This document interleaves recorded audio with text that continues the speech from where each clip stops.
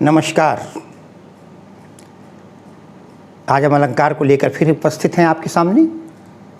तीसरा अलंकार अनुप्रास।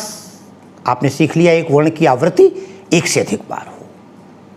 यमक सीख लिया, एक शब्द अनेक बार आए और प्रत्येक बार अर्थ अलग लेकर आए। आज हम श्लेष की बारी करते हैं। श्लेष शब्द लिखा हुआ है साथियों। चित श्लेष का अर्थ होता है चिपका हुआ। जैसे चुंबक में पहले लोहे के सिक्के चला करते थे और उस समय जब हम छोटे थे तो दुकानदार चुंबक से देख लेता था ये चवन्नी सही है कि नहीं सही है, वापस कर देता था। अन्य धातु की होती थी। जिस प्रकार चुंबक तमाम अपने में चिपका लेती है, ठीक उसी प्रकार हिंदी में या संस्कृत में कोई शब्द अपने में तमाम अर्थ चिपका ले। सन 1976 में जब मैं बीए में था तो मैंने संस्कृत में श्लेष अलंकार की परिभाषा याद की थी। श्लिष्टै पदैर अनेकार्था विधानम श्लेषिष्यते। श्लिष्ट पद अनेक अर्थों का विधान। बाद में कुछ नवीनता लाने के लिए मैंने दो पंक्तियां पढ़ी थी। एक शब्द से होता है बहुअर्थन को ज्ञान, श्लेष कहत है ताहि को भूषण सुकवि सुजान। अगर इतना याद कर लिया तो परिणाम ये हुआ कि आप परिभाषा बना लीजिए। देख लीजिए कैसे बनाएंगे। एक शब्द से होता है बहुअर्थन को ज्ञान। जहाँ कविता में एक शब्द से अनेक अर्थों का ज्ञान हो, श्लेष कहत है ताहि को, उसी को श्लेष कहते हैं। भूषण सुकवि सुजान, कवि भूषण कह रहे हैं। मैंने हिंदी की परिभाषा लिख दी है। अब आप देख लें। काव्य में, कविता में, अलंकार कविता में ही होते हैं। काव्य हालांकि अलंकारिक भाषा होती है, उसकी चर्चा कभी करेंगे बाद में। काव्य शास्त्र में, काव्य में जहां एक शब्द एक ही हो, यमक में अलग अलग शब्द थे, एक शब्द अनेक अर्थों का बोध करे, उसे अनेक अर्थ बता रहा हूं, बहुत सारे अर्थ हों। यहीं पर एक बात आपको बता दें, बहुत सारे विद्यार्थी यहाँ तक कि अच्छे अच्छे शिक्षक एक शब्द लिख दिया करते हैं। आप भी लिख लेते हैं, हम भी लिख देते हैं कभी कभी, वो गलत है। अनेकों, हिंदी में अनेकों कोई शब्द है ही नहीं। मैंने बड़े बड़े लेखकों के लेख में दिखा, गांधी जी ने अनेकों बार जेल यात्राएं की। अनेकों कोई शब्द ही नहीं है, अशुद्ध है। एक शब्द एक वचन और एक वचन का बहुवचन होता है अनेक। इसलिए भूल कर भी आप अपने लेख में, अपने विचारों में, अपनी वाणी में कभी भी अनेकों शब्द का प्रयोग न करें। अब आते हैं, बात करते हैं अपनी काव्य में जहां एक शब्द अनेक अर्थों का बोध करे। सीधा से श्लेष अलंकार की परिभाषा हो गई। कविता में जहां एक शब्द के एक से ज्यादा अर्थ निकले वहां पर श्लेष अलंकार होता है। उदाहरण की बात करते हैं। मेरे पास 14 विद्यार्थियों ने, हमारे पुराने, जो आज पिताजी बने बैठे हुए हैं सब, उन्होंने, आप देख सकते हैं इस बात को फेसबुक में, उन्होंने लिखा, सर आपने मुझे ये अलंकार याद करवाया था, मुझे आज भी याद है। चरण धरत चिंता करत, और मैं, सर इसको भी बताइएगा, मैं उसकी व्याख्या सबसे बाद में करूंगा। और देखते हैं, आइए समय को देखते हुए पहला उदाहरण मैं आपके सामने लिख रहा हूं। केवल लिख करके याद करने से होता यह है, समझ नहीं आता। समझ लीजिए, पहला देखते हैं। मंगन को देखी पट देत बार बार हैं। कक्षा 9-10 के लिए पर्याप्त है उदाहरण। वो ज्यादा बच्चे न पढ़ना चाहते हैं और गलतियां हो जाती हैं। ध्यान दें, मंगन को देखी पट देत बार बार हैं। यहां पर यह शब्द एक ऐसा है जो श्लेष का बोध करा रहा है। पट के दो अर्थ हैं। मंगन कहते हैं याचक को, भिखारी को, मांगने वाले को। वो आया है मांगने, मांगने वाले को देख करके पट देत बार बार हैं। जो कंजूस लोग होते हैं, नहीं देना चाहते हैं, वो पट माने दरवाजे को बंद कर देते हैं। हम तो सामान्य रूप से कहते हैं आगे बढ़ो, पट देत बार बार हैं, दरवाजा बंद कर देते हैं, देना नहीं चाहते। लेकिन जो दानी हैं, जो उदार हैं, मंगन को देख पट, यहां पट के दो अर्थ हो गए। एक दरवाजा हो गया और दूसरा पट माने वस्त्र होता है। मंगन को देख पट देत बार बार है, ये लो कपड़े ले जाओ, सामान ले जाओ। पट शब्द 2 बार, इसलिए यहां पर श्लेष अलंकार है। मैं समझता हूं छोटा सा उदाहरण था, आपको कोई दिक्कत नहीं होनी चाहिए। एक उदाहरण तमाम सारी गाइडों ने लिखा है और विद्यार्थी भी याद कर लेते हैं। मैं ज्यों ज्यों उदाहरण आगे बढ़ाऊंगा त्यों त्यों आपकी गंभीरता की ओर आगे बढ़ूंगा। दूसरा उदाहरण देखते हैं, मधुबन की छाती को देखो। बच्चन जी की पंक्तियां हैं, मधुबन की छाती को देखो, सूखी इसकी कितनी कलियां, कितनी कलियां।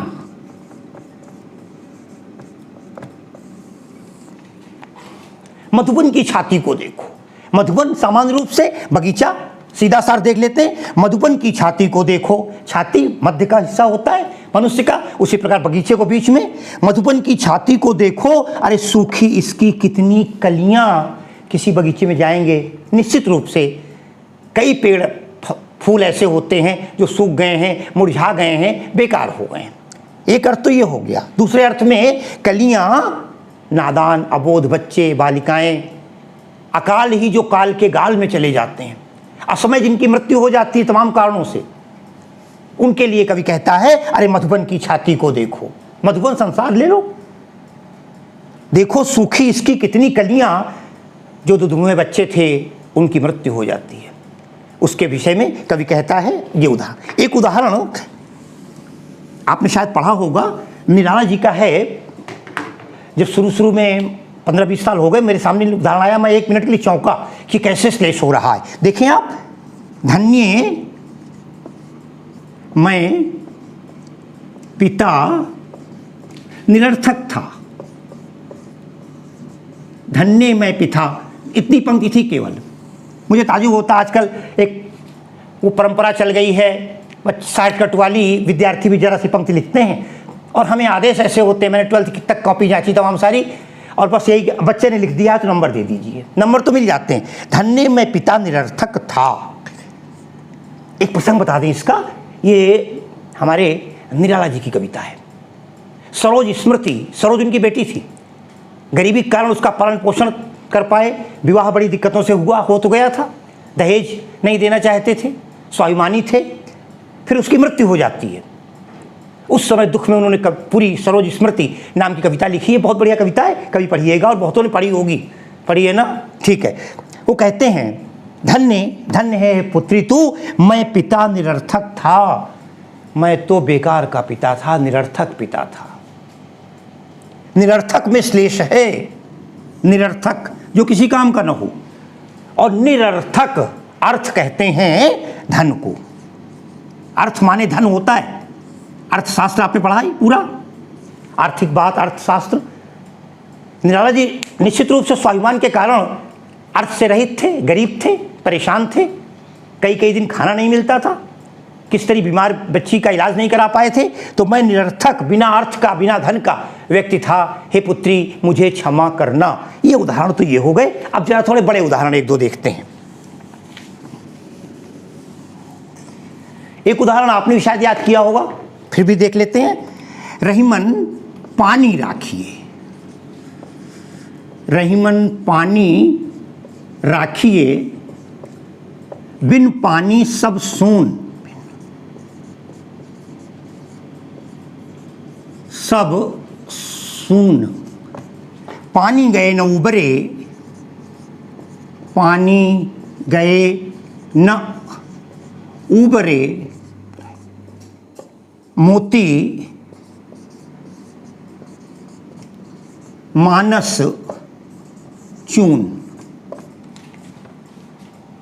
बहुत प्रसिद्ध रहीम का दोहा। हाँ, पढ़ने में इसके 2 अर्थ निकलते हैं बार बार, उच्चारण में उसकी बात नहीं कर रहा हूं। कुछ लोग मानस कहते हैं, कुछ इसे मानुस मानते हैं। मैं दोनों अर्थ बता देता हूं, जो भी आप चाहें जिस तरीके से। रहीमन पानी राखिए, कवि रहीम कहते हैं, अब्दुल रहीम खान खाना कहते हैं, पानी की हिफाजत करो, पानी को रखो।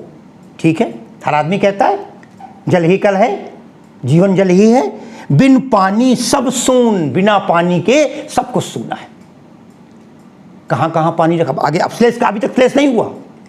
रहीमन पानी राखिए बिन पानी सब सून, अरे पानी गए न उबरे।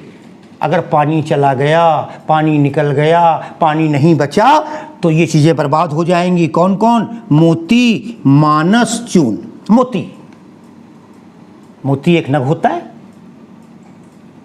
उसकी चमक बड़ी तेज होती है, और पानी का मतलब होता है चमक। यहाँ पर मोती का अर्थ, मोती के साथ पानी का चमक है। अगर मोती की चमक उतर गई, विशेष रूप से वो मोती के माले जो बाजार में आते हैं 150 रुपए के लिए के लोग पहनते हैं गले में, उनका ऊपर की पपड़ी ऊपर गई, बेकार हो गया। तो मोती की चमक उतर गई तो मोती बेकार हो गया। पानी का अर्थ एक मोती की चमक हुई, दूसरा मानुस। अगर मानुस लेते हैं, अगर सीधा पहले देख लेते हैं, मानस, मानस कहते हैं तालाब को, रामचरितमानस सुना होगा। मानस माने तालाब, तालाब में पानी नहीं तो पानी तालाब बेकार है। और चून, अगर चूने का पानी सूख गया, कोई पान बेच, आज तो पान की दुकानें बहुत कम लगती हैं, चूने में पानी पड़ा रहता है तभी चूना ठीक होता है, नहीं तो सूख जाता है। तो और अगर जो कुछ लोग इसको मानुस लेना चाहते हैं, मनुष्य, मोती मानस, मानुस चून, तो मानुस ले लीजिए। मानुस माने मनुष्य। वो मनुष्य किस काम का? यहाँ पर पानी का अर्थ जो है मनुष्य के लिए उसकी इज्जत। तो कहते हैं ना, अरे वो बड़े पानीदार हैं, उसकी आंखों का पानी मर गया, वो बेशरम हो गया। तो रहीम कहते हैं पानी रखिए, बिना पानी के सब कुछ सूना है। अगर पानी चला जाता है तो मोती व्यर्थ हो जाता है, मनुष्य व्यर्थ हो जाता है, तालाब व्यर्थ हो जाता है और चूना बेकार हो जाता है। चलिए एक उदाहरण और देते हैं, फिर आपको वो उदाहरण जिसकी मांग है। जो रहीम गति दीप की, रहीम का ही दोहा फिर ले रहा हूं, जो रहीम गति दीप की। मैं तो 2 ही 3 उदाहरण देना चाहता था, मगर कई लोगों ने कहा कि सर उदाहरण ज़्यादा दिया करिए, हमको समझ नहीं आते हैं। जो रहीम गति दीप की, कुल कपूत गति सोए। कुल कपूत गति सोए, दोहे की पहली पंक्ति, दूसरी लाइन, बारे उजियारो करे, बारे उजियारो करे, बढ़े अंधेरो होए, बढ़े अंधेरो होए। रुके रहिएगा, इसके बाद वाला उदाहरण बड़ा बढ़िया है जो मैंने आपके लिए रोक रखा है लास्ट तक, बीच में बंद मत करिएगा, नहीं फिर आनंद नहीं आएगा। जो रहीम गति दीप की, कुल कपूत गति सोए। रहीम कहते हैं जो स्थित दिए की है, दिया, लैंप, दीपक जानते हैं। जो रहीम गति दीप की, कुल कपूत गति सोए। कुल माने परिवार, कपूत बुरा लड़का, गति सोए माने दीपक की स्थिति और खराब बच्चे की स्थिति, जो परिवार का नाम रोशन नहीं करता, बदनामी कराता है, ऐसे लड़की की स्थिति किसके समान? दीपक के समान है। दीपक की उपमा लगा नहीं, कुल कपूत गति सोए। आगे कैसे तर्क देखिए उनका, बोले बारे उजियारो करे, बढ़े अंधेरो होए। यहाँ श्लेष 2 जगह है, एक बारे में और एक बढ़े में। देखिए कैसे कहते हैं, बच्चा जो रहीम गति दीप की जो स्थिति दिए की है, वही स्थिति कुल के कपूत की है। कैसे? बारे उजियारो करे, दीपक को जब जलाया जाता है, बारना माने जलाना, अवधि का शब्द है, बहुत लोग जानते होंगे। बारे माने जलाना, बारे उजियारो करे, जब दीपक को जलाया जाता है तो उजेला होता है, रोशनी होती है, स्वाभाविक है, शाम को अंधेरा दूर हो जाता है। बच्चा, बारे माने जन्म लेना, जब बच्चे का जन्म होता है तो बड़ा उजेला होता है। उजेले का मतलब लोग खुश होते, बेटा पैदा हो गया, खानदान का वारिस आ गया है, अब क्या दिक्कत है, मिठाई खिलाओ, बधाइयाँ मिलती हैं। बारे उजियारो करे, जन्म लेने पर तो दोनों के ही क्या आपको देख लीजिए। और कहते हैं बढ़े अंधेरो होए, दीपक को हमारे भारतीय संस्कृति में आप शकुन मानते हैं, कह दो बुझा दिया गया। बुझाना हमारे अच्छा नहीं मानते। महाराष्ट्र की एक परंपरा है, हम जब किसी के साथ जाते हैं, कहीं विदा होते हैं, अच्छा भाई मिलते हैं, हम आश्चर्य होता है, मिलते हैं मतलब क्या हुआ, चलते हैं कि मिलते हैं? नहीं, वो कहते चलना नहीं, जाते हैं नहीं, मिलते हैं। एक आशावादी जीवन। दीपक को भी हमारे यहाँ भारतीय संस्कृति में आज भी जो गांव से जुड़े हुए लोग हैं वो जानते हैं। महिलाएं कहती थीं, अरे भाई अब सोने जा रहे हैं, दिया बढ़ा दो। अरे दुकान को लोग कहा करते थे पहले, दुकान बढ़ा रहे हैं, कोई बढ़ा कहाँ रहे, दुकान बंद करने जा रहे हैं, तो हमारे यहाँ बंद करने को भी तो कहते हैं, ध्यान दीजिए, बारे उजियारो करे दीपक जलाने पर तो उजेला करता है, लेकिन बढ़े अंधेरो होए, और जो ही दीपक को बुझा दिया जाता है, बढ़ा दिया जाता है, अंधेरा हो जाता है। उसी प्रकार परिवार का वो कुलनाशक बेटा जब जन्म लेता है तब तो बड़ी हंसी होती है, प्रशंसा होती है, प्रसन्नता होती है, घर में उजेला होता है, लेकिन बढ़े अंधेरो होए, वो ज्यों ज्यों बढ़ता जाता है, बड़ा होता जाता है, अपने कर्मों से परिवार का नाम अंधकार में बना देता है, रोशनी खत्म कर देता है। स्पष्ट हुआ ना? अब आइए, आपका वो अलंकार जो मैंने कभी मिसामारी में, जवाहर नवोदय विद्यालय विखड़ी भिंड में या अन्य जगहों पर जहाँ लिखाया है, और जो हमारे विद्यार्थी आज वो 40 साल के हो रहे हैं और उन्हें बड़ी अच्छी तरीके से याद है, फेसबुक में लिख रहे हैं बार-बार, मुझे अच्छा लगता है। ध्यान दें, शायद उस समय समझाया ना हो, आज समझा रहा हूँ ठीक से। चरण धरत चिंता करत, चरण धरत चिंता करत, चितवत चारु ओर,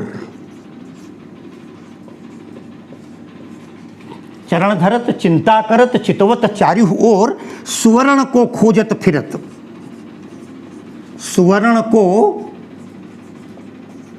खोजत फिरत, कवि व्यभिचारी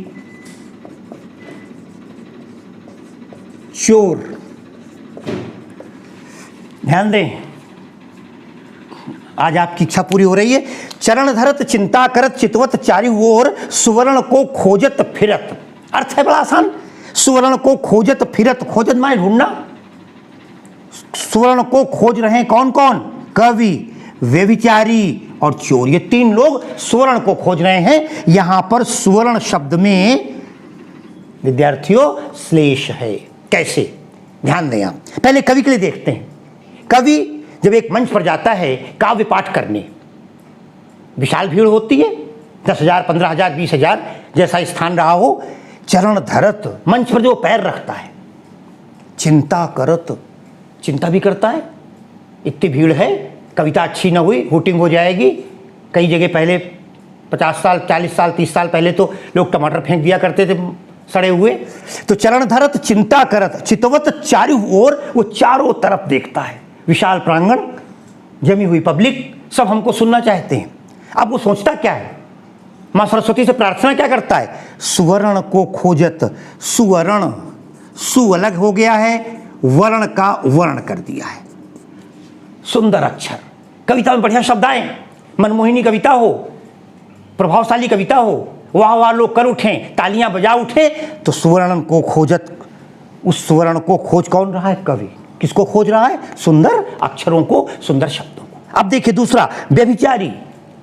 व्यभिचारी हम उस नालायक व्यक्ति को कहते हैं जो किसी लड़की पर गलत निगाह डालता है। अभी कुछ दिन पहले निर्भया कांड के दोषियों को फांसी की सजा हुई। व्यभिचारी, व्यभिचार करने वाले, बलात्कार करने वाले, ऐसे लोग जो लड़कियों को गलत निगाह। हम प्रार्थना रोज करते हैं, भारत हमारा देश है, हम सब भारतवासी भाई बहन हैं, दिन में शपथ खाते हैं मगर भूल जाते हैं थोड़ी देर बाद। व्यभिचारी ऐसे छोकरे, ऐसे लफंगे लोगों के लिए चरण धरत, जब इस रास्ते पर चरण रखते हैं, कोई लड़की जा रही है, आज समय बदल गया है, लड़कियों के पास स्कूटियाँ होती हैं, अपनी गाड़ी होती है, निकलती हैं। एक जमाना था लड़कियां पैदल आया जाया करती थी। चरण धरत चिंता करत, लेकिन वो डरता है फिर भी। ऐसे आदमी की हिम्मत कितनी, चोर के कायर की हिम्मत नहीं होती, ध्यान रखिएगा। चरण धरत, पैर तो रखता है आगे बढ़ाने के लिए। उदाहरण के लिए कोई लड़की जा रही है, छेड़खानी करना चाहता है, तो कहते हैं चरण धरत चिंता करत, चितवत चारु ओर, वो चारों तरफ देखता है, कहीं किसी ने देख लिया तो फिर उसकी चप्पल होगी, हमारा सर होगा, समाज कितना पीटेगा। है क्या? सुवर्ण को खोजत फिरत, सु माने सुंदर, और साथियों वर्ण का अर्थ रंग भी होता है। सुंदर रंग, गोरी लड़की जो सुंदर है उसकी ओर आकर्षित होता है। हम तो कभी सोचते हैं अगर सीता जी सुंदर न होती तो शायद रावण अपहरण न करता। सूर्पनखा ने कहा था कि इतनी सुंदर उनके साथ एक स्त्री है, मैं चाहती हूं भैया वो तुम्हारे लिए हो। सुंदरता, सुवर्ण, वहाँ का व्यभिचारी क्या है, तो उसके आग के लिए सुंदर रंग, गोरे रंग वाली चोर। चोर क्या करता है, चरण धरत, तो घर में गया जिस रात में चोरी करने, चिंता भी करता है, हैं? चितवत चारों ओर, चारों तरफ देखता है घर में, ऐसा ना कोई मुझे पकड़ दे। उस जमाने की बात कर रहा हूँ जब सेंध लगाकर चोरियां हुआ करती थी। कोई भी चोर आज तक जो है चिंता तो करेगा ही, ऐसा था नहीं बेल बजा दे कि मैं आ गया हूँ चोरी करने। चितवत चारों ओर, सब तरफ देखता जाता है, जग न रहा हो घर का कोई व्यक्ति। सुवर्ण को खोजत फिरत, सुवर्ण कहते हैं स्वर्ण से बना है, सुवर्ण सोना। जब चोरी होती है तो हमेशा सोना चांदी घर का गायब हो जाता है। ग्रह बिनु दंड भेद भिन्न चोरी, गोस्वामी जी लिख गए। तो इस प्रकार कवि, व्यभिचारी और चोर, ये तीनों लोग ही स्वर्ण को ढूंढ रहे हैं, सुवर्ण को ढूंढ रहे हैं। इस प्रकार ये श्लेष अलंकार होता है। आज मैं समझता हूँ आपके लिए अलंकार हो गए, अनुप्रास हो गया, यमक हो गया, श्लेष हो गया। आप भी अब आराम से आपसे प्रणाम करता हूँ, नमस्कार करता हूँ और अगले दिन के लिए फिर मिलने का वायदा। धन्यवाद, धन्यवाद, शुभकामनाएं।